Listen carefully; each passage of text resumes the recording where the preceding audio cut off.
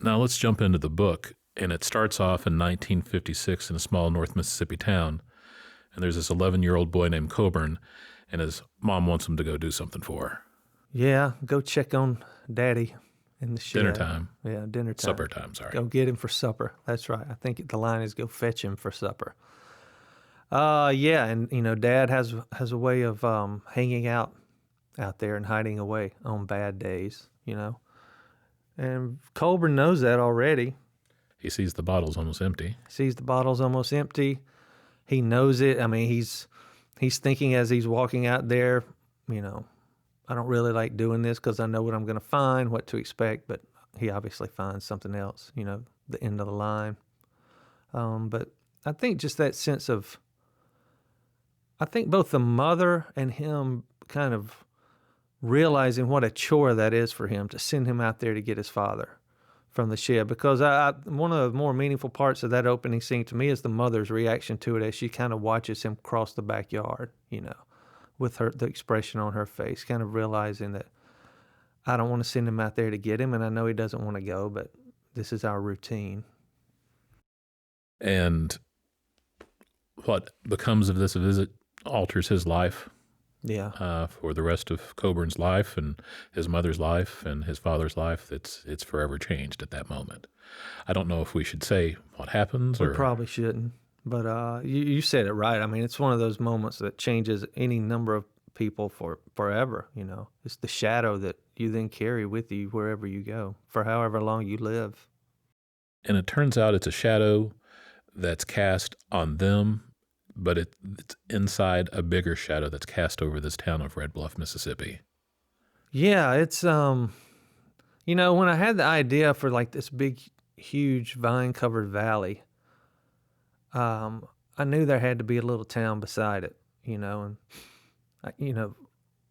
we started in 1956 with that scene, but then we jump ahead 20 years to this little town of Red Bluff.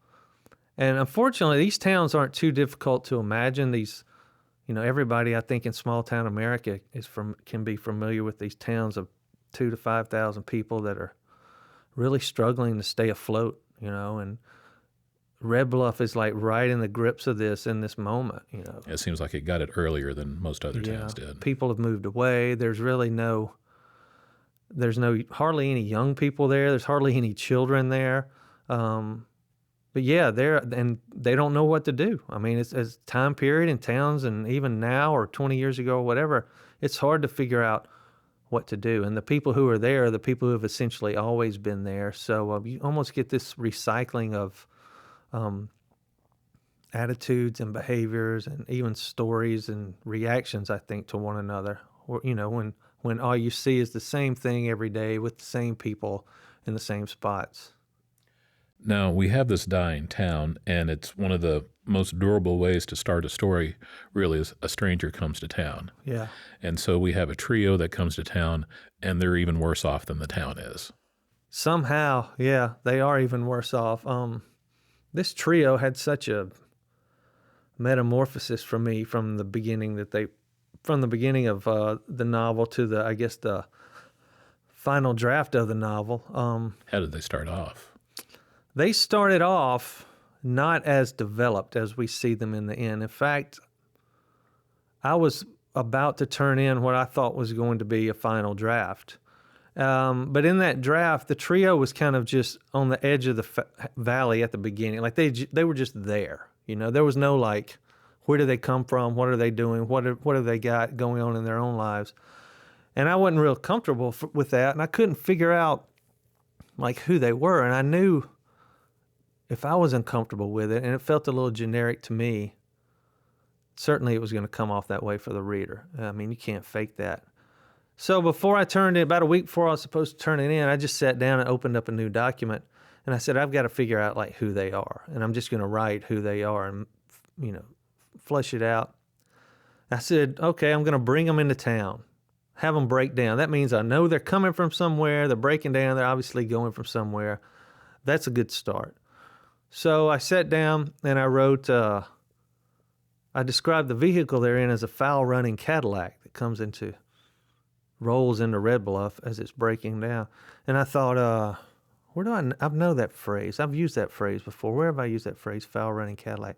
And I reached over and I picked up the Fighter off my bookshelf and I opened it up. And in the opening pages of that, where the man and the woman abandoned the 2-year-old Jack Boucher outside the Salvation Army store, they're driving a foul running Cadillac. And I was like, well, I'll be damned. That's who they are. And it was like somebody walked into my studio and just smacked me in the back of the head. It's like, that's who they are. And immediately I went, okay, time period. It's mid-70s when Jack gets abandoned. It's mid-70s now. So this is them. They've abandoned this boy 2 or 3 days ago. They've picked up another teenage boy they have, and they're driving away and leaving, and they don't even make it out of Mississippi before this foul-running Cadillac breaks down again.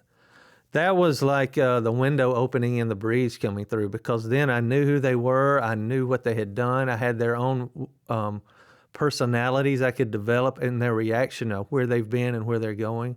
And they really became individuals to me, and it really raised Blackwood up to the level I wanted it to be. I called my editor, told him what happened, and I said, well, I'm going to need a month or two because this is going to be like a big part of the story, and I have so much to say about them now.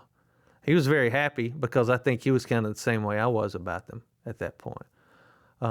So it really elevated the novel then.